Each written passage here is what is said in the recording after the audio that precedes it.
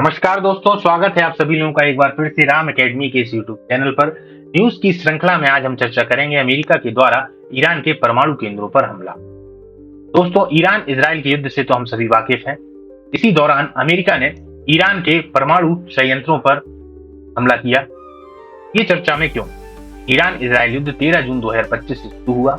Israel ने Iran के सैन्य और परमाणु ठिकानों पर हमला किया। अमेरिका ने 22 जून को सीधे हस्तक्षेप करते हुए ईरान के परमाणु केंद्रों पर हमला किया। यह हमला अंतर्राष्ट्रीय कानून, एनपीटी और क्षेत्रीय स्थिरता पर गंभीर प्रश्न खड़े करता है। अमेरिका ने किन स्थानों पर हमला किया? अमेरिका ने फोर्दो भूमिगत यूरेनियम संवर्धन केंद्र, नतांज ईरान का सबसे बड़ा संवर्धन परिसर, इस्फान यूरेनियम रूपांतरण और अनुसंधान केंद्र। हमले में B-2 बमवर्षक और टॉम हॉक मिसाइलों का प्रयोग हुआ। ऑपरेशन का नाम ऑपरेशन मिडनाइट हैमर। यह अमेरिका का कोड नेम था इस हमले के लिए।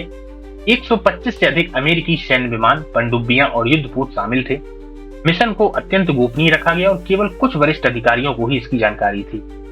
इन स्थानों पर हमला हुआ। फोर्दो भूमिगत यूरेनियम संवर्धन केंद्र पहाड़ के नीचे स्थित है।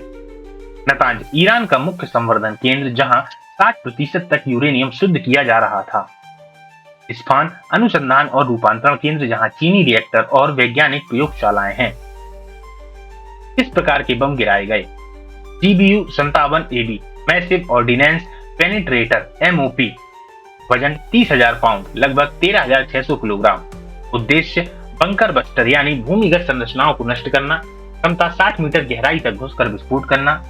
कुल 14 MOP बम गिराए गए, विशेष रूप से फोर्दो और नतांज पर। ईरान की प्रतिक्रिया। ईरान ने कहा कि हमारी संप्रभुता पर हमला हुआ है। परमाणु कार्यक्रम को सतही नुकसान बताया, लेकिन IAEA ने पुष्टि की है कि फोर्दो और नतांज को गंभीर क्षति हुई। जवाबी कार्रवाई की चेतावनी दी गई। अमेरिका ने क्या चेतावनी दी? राष्ट्रपति ट्रंप, ईरान के परमाणु कार्यक्रम को पूरी तरह नष्ट कर दिया गया। यदि ईरान ने जवाबी हमला किया तो अगला हमला और भी बड़ा होगा। अमेरिका ने कहा कि यह हमला ईरान की सरकार पर नहीं बल्कि उसके परमाणु कार्यक्रम पर था। प्रधानमंत्री मोदी ने ईरान राष्ट्रपति से बात की। भारत ने गंभीर चिंता जताई और संवाद व कूटनीति का आह्वान किया। विदेश मंत्री ने कहा, युद्ध समाधान नहीं है। ये भारत की प्रतिक्रिया रही। वैश्विक प्रतिक्रिया। संयुक्त राष्ट्र महासचिव ने इसे खतरनाक वृद्धि बताया। इजराइल प्रधानमंत्री नेतन्याहू ने अमेरिका की प्रशंसा की। ईरान हमारी संप्रभुता पर हमला, इसका जवाब दिया जाएगा। रूस और चीन की प्रतिक्रिया देख लेते हैं। रूस अमेरिका के हमले को अंतर्राष्ट्रीय कानून का उल्लंघन बताया। चीन इसे खतरनाक मोड़ कहा। सभी पक्षों से संयम की अपील की। दोनों देशों ने सैन्य हस्तक्षेप से बचने की बात कही। तेल और वैश्विक अर्थव्यवस्था पर असर। तेल और वैश्विक अर्थव्यवस्था में देखा जाए तो ब्रेंट क्रूड की कीमतें 10% बढ़ी हैं। 77 प्रति बैरल पार हो चुका है डॉलर।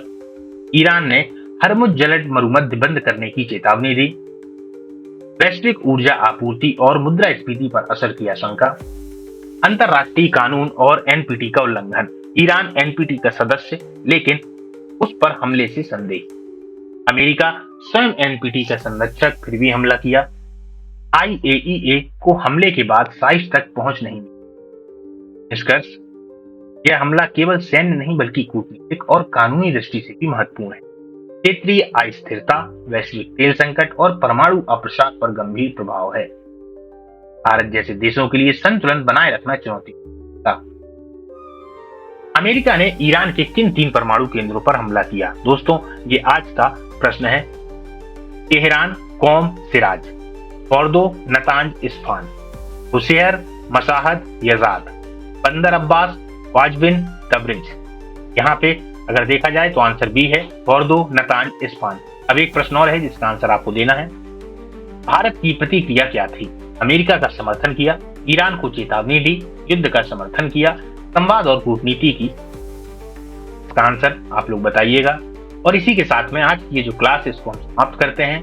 अब मिलते हैं अगली क्लास में किसी अन्य न्यूज के साथ में। तब तक के लिए जय हिंद, शुभ रात्रि।